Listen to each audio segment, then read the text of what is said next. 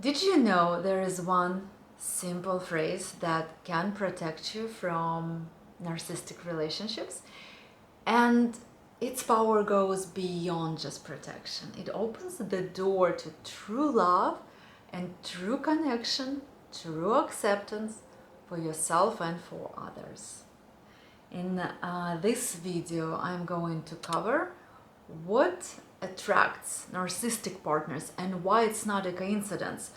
No matter how hard it may be to admit, but it's not a coincidence if you do find yourself in a relationship with that kind of dynamic. And another point that I'm going to mention in this video is what's one most important thing that needs to change in the way we think about ourselves and our relationship with the world to be able to break free from this kind of toxic dynamic. And yes, it all comes down to one phrase.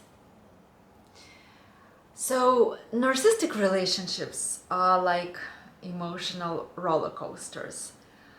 And I think everybody knows it. One day you feel admired and special, and the next you feel small and drained. Without noticing, how you feel about yourself starts dependent on the other person. Usually all stories with this roller coaster effect start in a similar way. You've just started dating someone who seems absolutely perfect. But what's even more important is that they treat you like you are perfect. They shower you with attention, making you feel like the center of the world.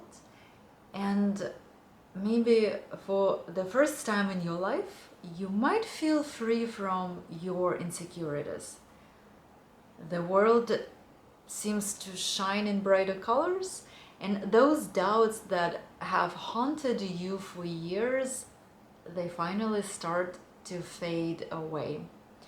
The fear that you might not be worthy of love vanishes, because if someone admires you this much, surely that proves you're worthy, right?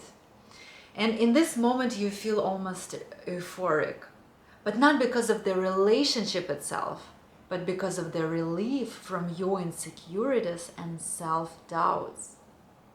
The only catch here is that the validation that feels so great is coming from the outside.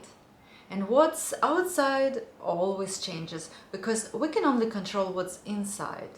This isn't just about narcissistic relationships, it's how life works in general. What's outside changes, ends, and is never guaranteed. So if you receive that kind of validation before you find it inside, it sure will feel so good, but you will overlook something really crucial, that this relationship lacks the depth and curiosity of truly wanting to get to know each other. Instead, there will always be a subtle fear, a fear that there is no room for all of you in this relationship. Only the parts that fit into a certain perfect picture seem welcome.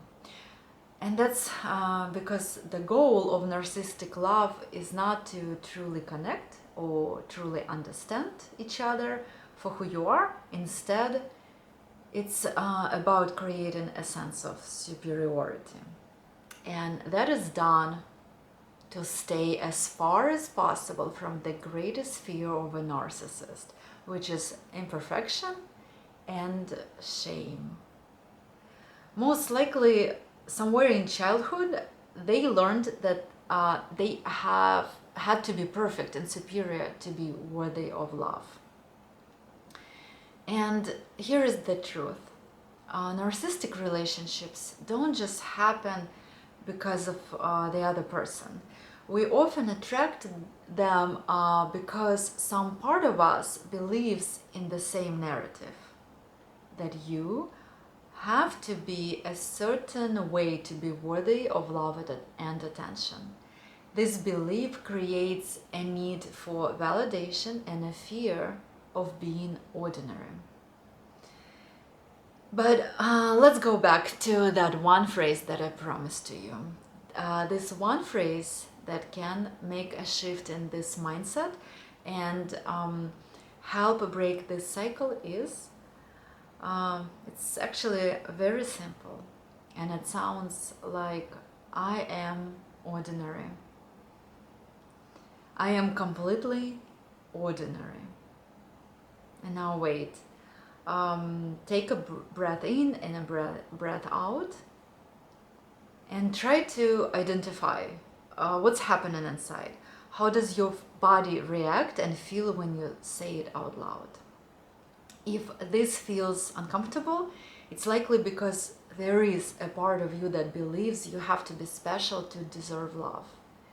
And that belief will always make you vulnerable to narcissistic dynamics. When you embrace your ordinary self, you are no longer trying to impress or win anyone over. And that's freedom. Any narcissistic wound heals through embracing and connecting with your ordinariness. Through letting go of masks and letting go of the need to manipulate how others see you. In favor of honesty with yourself, in favor of self-acceptance and connection with the world. In this moment, your energy starts flowing back into connection with life, yourself, rather than being spent on maintaining a certain image. The act of comparing yourself to others always harms connection with them. If you place yourself above someone, you subconsciously feel guilt for doing so, and that of course influences the connection. But if you place yourself below, you fear rejection and exposure, and start structuring your life to meet most of your needs on your own, avoiding deeper interactions with others. The extended version of this phrase can sound something like this: I am ordinary, and that's enough for me to love myself and for others to love me. I am not better, nor am I worse. I am who I am. I can face the truth about myself, accepting my differences with understanding and self-approval. I experience my processes as part of my personal journey, and only through this can I connect with unique self in the simplicity of being human. I don't need the best, I need what's right for me.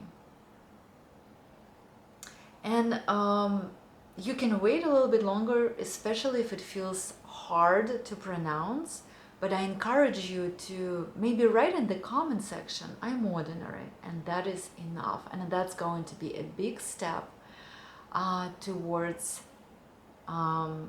accepting yourself. And being unique, not special, but being unique is more than enough to create connections where you truly can be yourself without any masks. And if you found this helpful, don't forget to like, subscribe, and share this video with someone who might need it. You don't need to be special to be loved. Being yourself is more than enough.